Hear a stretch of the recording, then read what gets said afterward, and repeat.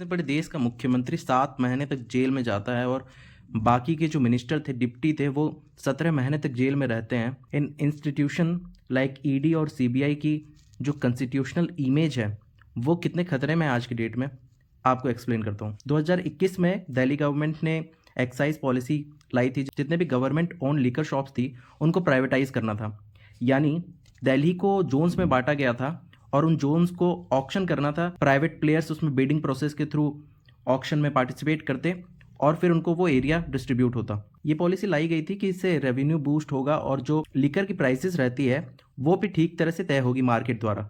बाद में जाकर दिल्ली के चीफ सेक्रेटरी ने ये एलिगेशन लगाया कि ये जो बिडिंग प्रोसेस है इसमें बहुत सारी प्रोसीजरल इरेगुलरिटीज़ देखने को मिल रही है, जिसके कारण जो बहुत सारे प्राइवेट प्लेयर्स हैं उनको एडवांटेज दिया जा रहा है। सीबीआई की एफआईआर होती है, उसके बाद ईडी ने भी केस रजिस्टर किया होता है। सीबीआई केस रजिस्टर करती है आईपीसी और प्रिवेंशन ऑफ करप्शन एक्ट में, और ईडी जो केस रजिस्टर करती है वो PMLA prevention of money laundering act के द्वारा। दिल्ली चीफ सेक्रेटरी का एलिगेशन था और उन्होंने एक रिपोर्ट सबमिट की थी दिल्ली के लेफ्टिनेंट गवर्नर को कि इससे गवर्नमेंट को लॉस होगा। पॉलिसी आई है एक्साइज पॉलिसी, इससे गवर्नमेंट को 500 करोड़ का लॉस होगा।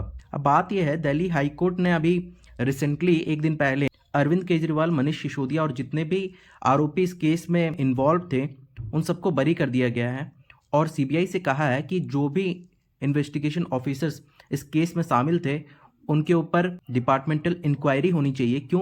क्योंकि वो मटेरियल एविडेंस नहीं दे पाए केस को सही सिद्ध करने में। आपको पता होना चाहिए कि बहुत सारे ऐसे सीबीआई और ईडी के केसेस होते हैं जो कभी कोर्ट में प्रूफ ही नहीं हो पाते हैं और इन केस का जो कन्विक्शन रेट है वो बहुत ही कम है। मैं ये नहीं बोल रहा कि ये सारी की सारी रेट झूठी है, बट ये ज़रूर है कि इस तरह के इंस्टीट्यूशन को यूज़ तो किया जा रहा है।